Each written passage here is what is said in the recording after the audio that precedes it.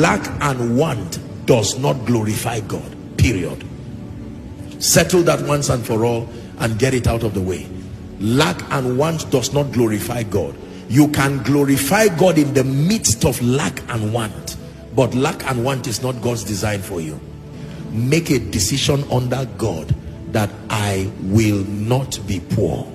Anybody who tries to think you otherwise must be ready to defend you in the midst of your pain and the pain of your children. There are many things we're able to do today. Some of the things, the projects that we want to do for people, some of these people will never know Jesus until they have the privilege to go to a good school. It is expensive to preach the gospel. I can tell you, it is expensive to preach Jesus with integrity. You know how much one borehole is? Calculate that times 50. What then is your definition of love if you cannot reach people? What then is ministry?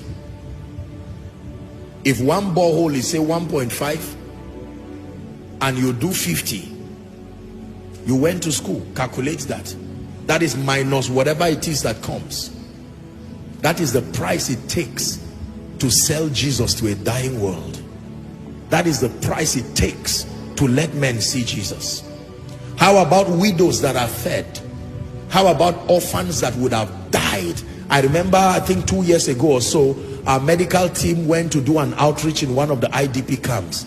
And when they got to that IDP camp, they found a young child that was almost left for dead. Painfully, the child eventually died. I remember some weeks ago, there was a woman who came with a child, was a sickler, joined the queue here. I later found out that the child died. It was so painful. As she held that child, you could see a product of pain, malnourishment. You know that she was a sincere mother, but she was incapacitated. It takes wickedness to sell poverty. Did you hear what I said? It takes wickedness to sell poverty. By God's grace and without sounding arrogant, if it is for your own personal food, you don't need much to eat. But my goodness, you need so much. There's no need telling you the things that are done on a daily basis for Jesus. They require finances. Integrity requires finances in many regards.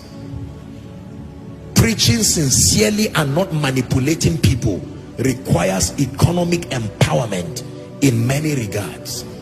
There are students now going back to school by the privilege of God's grace. I've had the honor of taking care of over 600 children and families. I've done this for many years. I only continue to add with joy.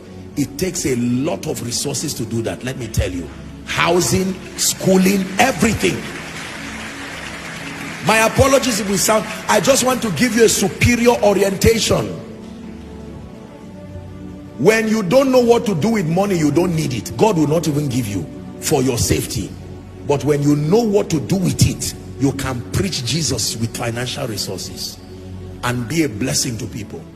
Day and night, my phone is full of the cries and the tears of people. Please do this. I just announced to you some of the things by the privilege of God's grace. The educational fund, just a test run of it alone was 10 million naira, and it only keeps growing. That is the price it takes to help these children. You know, His Royal Highness, we're having a meeting and he was telling me, and I was so humbled, some children who today have finished school, who if not for that scholarship would never have had the opportunity to go to school. What then is our definition of impact?